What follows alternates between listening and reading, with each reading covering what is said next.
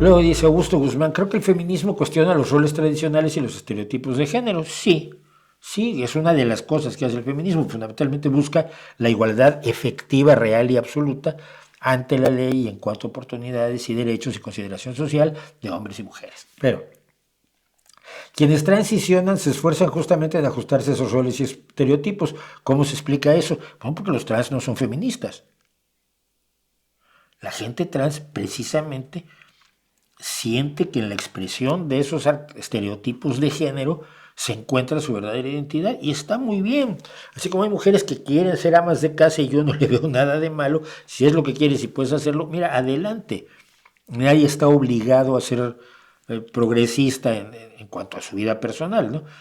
Entonces, pero no, es que el feminismo siempre ha apoyado las luchas de LGBTB, o sea, de lesbianas, gays, bisexuales y transexuales, y, si quieres, intersexuales, pero, pero no son ellos, no siempre son, o no forzosamente son feministas. Entonces, creo que ahí hay dos universos que se entrecruzan en un diagrama de Venn así, donde tienen un punto de contacto, pero que no forzosamente es ese, ¿no? De hecho, ese ha sido uno de los enfrentamientos entre el feminismo queer, eh, hijo de Judith Butler y del posmodernismo y de la interseccionalidad, con el feminismo tradicional o el feminismo mayoritario, diría yo, que lo que sigue haciendo es tratar de defender el acceso igualitario de las mujeres al trabajo, a la ciencia y a cosas tan bobas como esta. Cuando tú, si eres un hombre, vas caminando por la calle de noche, una calle medianamente solitaria, y viene una chica, es muy difícil que te pongas en el lugar en el lugar de ella. Ella siempre va a temer. Ya sé que la mayoría de los hombres no somos ni violadores, ni decimos cosas horribles a la gente, ni andamos tratando de atemorizar a las chiquillas por la calle. Pero ella no lo sabe. Entonces una chica que viene hacia ti, se van a cruzar en la noche, va acojonada, tiene miedo. No debería ser así. Por eso vienen todas ahora hablando con el móvil. El móvil es su gran compañero para evitarse al tarado que les dice una tontería o al que les da una nalgada o al que directamente las trata de agredir.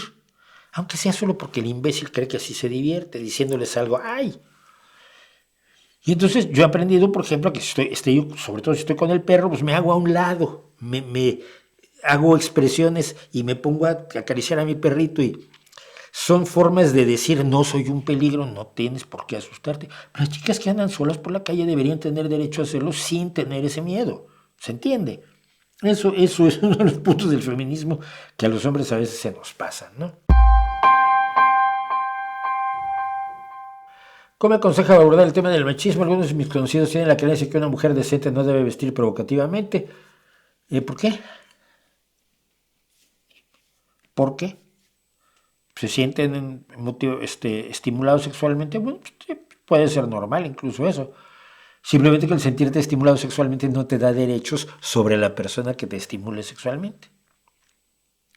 Y una mujer tiene derecho a vestirse como se le dé la gana y si te pone burro, es asunto tuyo y no de ella. Es así de simple.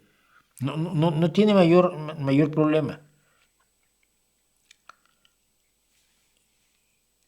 Yo creo que lo puedes abordar así, Mónica, y creo que hay muchos espacios donde se habla del feminismo y de los derechos de las mujeres y de cómo los hombres muchas veces no nos damos cuenta de lo que provocan nuestras actitudes, ¿no?